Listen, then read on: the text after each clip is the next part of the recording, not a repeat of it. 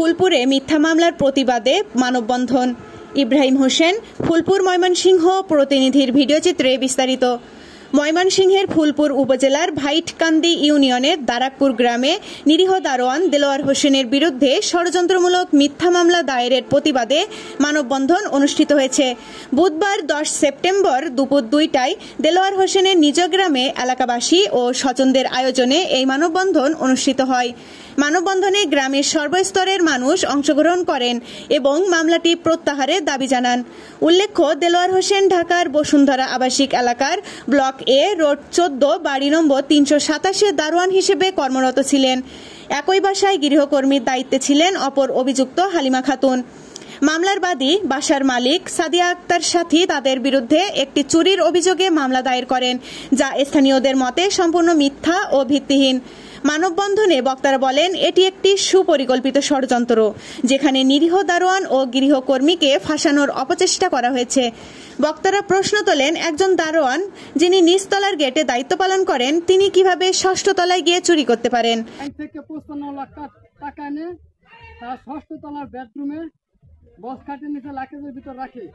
কিন্তু পরের দিন তার গৃহকর্মী হালিমা আক্তার সকাল বেলা থেকে 11 ঘটিকার মধ্যে তার বাসায় কাজ করে, কিন্তু তখনও সাথে একটা সাথী উনি সে বাসায় কাজ করত। কিন্তু দেখা যায় যে তার 55 লক্ষ টাকা সকাল 9টা থেকে 11 ঘটিকার মধ্যে, অর্থাৎ 2 ঘন্টা সময়ের মধ্যে একজন গৃহকর্মী।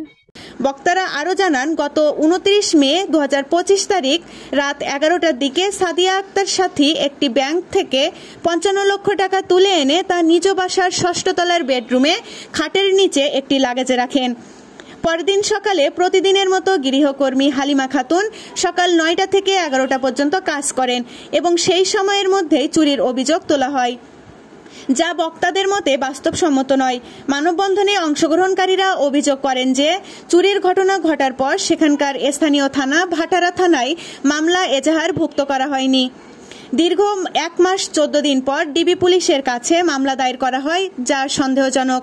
ডিবি পুলিশ দেলোয়ার ও হালিমাকে গ্রেপ্তার করলেও তাদের বাড়ি থেকে কোনো আলামত উদ্ধার করতে পারেনি। মানববন্ধনে বক্তারা দাবি করেন, দেলোয়ার হোসেন ও হালিমা খাতুনের বিরুদ্ধে দায়েরকৃত মিথ্যা মামলা প্রত্যাহার করতে হবে। মিথ্যা মামলায় জড়িতদের বিরুদ্ধে আইনানুগ ব্যবস্থা নিতে হবে। দেলোয়ার হোসেন ও হালিমা খাতুনকে তাদের পূর্ববর্তী চাকরিতে পুনর্বহাল করতে হবে।